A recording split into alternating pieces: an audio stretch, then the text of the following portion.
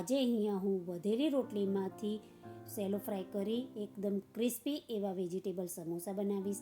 Generally આપણા બધાના ઘરમાં રોટલી વધતી જ હોય છે, તેને આપણે વઘારી અથવા તળીને જ ખાતા હોઈએ છીએ. પરંતુ આ રીતે સમોસા બનાવી બાળકોને ટિફિનમાં પણ આપી શકાય છે. બાળકો વેજીટેબલ નથી ખાતા હોતા, તો એને સારા એવા પ્રમાણમાં વેજીટેબલ ખવડાવી શકાય છે. તો ચલો આપણે વેજીટેબલ સમોસા બનાવીએ. તેના માટે સૌપ્રથમ એક પેનમાં 2 ચમચી તેલ લઈ તેમાં જીરું અને હિંગનો વઘાર કરી લઈશું. વઘાર તૈયાર થાય ત્યારે તેમાં ચોપરમાં ચોપ કરેલા મિક્સ વેજીટેબલ મિલાવી લઈશું. અહીંયા મેં વેજીટેબલમાં ગાજર, ડુંગળી, કેપ્સિકમ, ફ્લાવર અને કોબીજ લીધેલ છે. તમારી પાસે જે વેજીટેબલ હોય એ તમે ઉમેરી શકો છો અને તેને ઢાંકી થોડી વાર સિજવા દઈશું. વેજીટેબલ થોડા સતળાય ત્યારે તેમાં 1 નંગ ટામેટું અને 1 નંગ લીલું મરચું ઉમેરીશું. જો બાળકો લીલું મરચું ના ખાતા હોય તો ના નાખો તો પણ ચાલે. બધું બરોબર મિલાવી તેમાં બધા મસાલા કરી લઈશું, જેમાં સ્વાદ અનુસાર મીઠું, મરચું, હળદર, ધાણા જીરું અને ચાટ મસાલો મિલાવી લઈશું. અહીંયા તમારે વટાણા અને મકાઈ લેવી હોય તો તે બાફીને ઉમેરવું. પનીર અને ચીઝ પણ ઉમેરી શકાય છે. બધું બરોબર મિલાવી તેમાં 1 નંગ બાફેલું બટેકું ભાગી અને મિલાવી લઈશું અને પાવભાજીના મેસરથી બધું મેશ કરી પૂરણ તૈયાર કરીશું. પૂરણ તૈયાર થાય ત્યારે તેને થોડીવાર ઠંડુ પડવા દઈશું.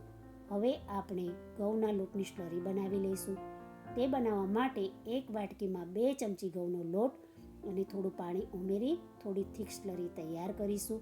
હવે પૂરણમાં લીલા ધાણા મિલાવી લઈશું. લીલા ધાણા મિલાવી પૂરણ તૈયાર કરી લઈશું. હવે ઘઉંની વધેલી રોટલી લઈ વચ્ચેથી કટ કરી લઈશું. બધી રોટલી વચ્ચેથી કટ કરી તૈયાર કરી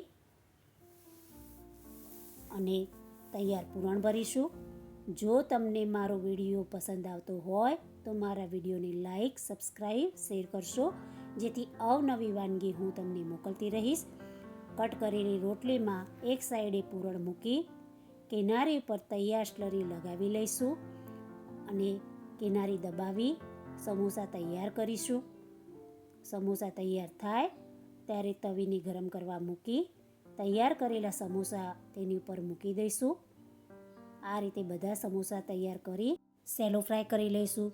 જો તમારે સમોસા તળવા હોય તો તૈયાર કરેલ સ્લરીમાં 1 ચમચી કોર્નફ્લોર મિલાવી અને પતલી સ્લરી તૈયાર કરી તૈયાર રોટલીના સમોસાને ડીપ કરી અને તળી લેવા. બધા સમોસા તૈયાર થાય ત્યારે તેને ધીમા તાપે તવી પર તેલ મૂકી 2 બાજુ ક્રિસ્પી થાય ત્યાં સુધી સાતળી લઈશું. તો તૈયાર છે વધેલી રોટલીના સમોસા.